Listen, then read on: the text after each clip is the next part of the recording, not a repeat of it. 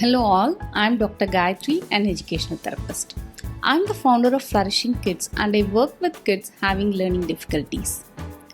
Today we are going to see how to improve comprehension for our young learners. Why comprehension is important? The ultimate goal for reading is comprehension. Let's see how we can build comprehension during our story time. It could be either when you're doing a read aloud.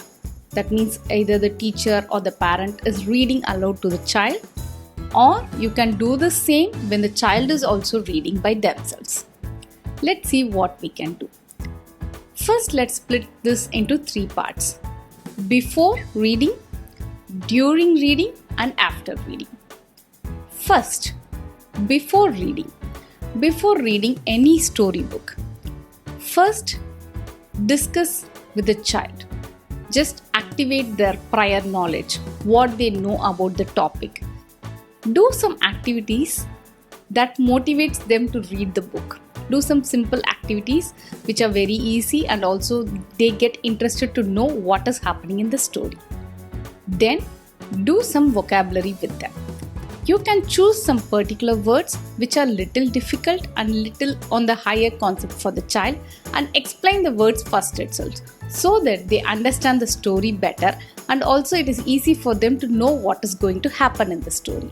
So this is before reading. Now during reading, when you are reading the story, they are in between the story, what you should do.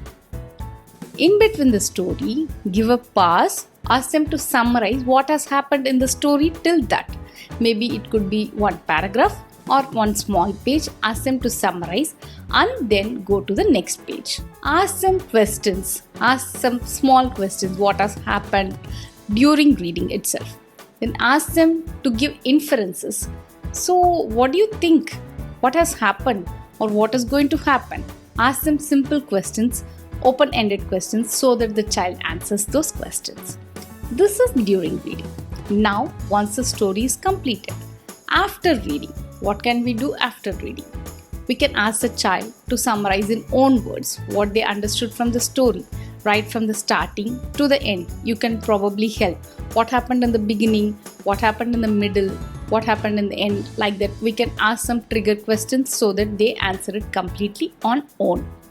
You can also make finger puppets for children with the same concept what they have learned, or you can make them to do some drawings what they understood from the story. If for little bigger kids, you can also make them to act like a play, or you can make a debate what happened, why it happened kind of stories. So this is after reading. These techniques make the child to understand much better. They can comprehend much better. Now, let me give a small example. What can we do with young learners?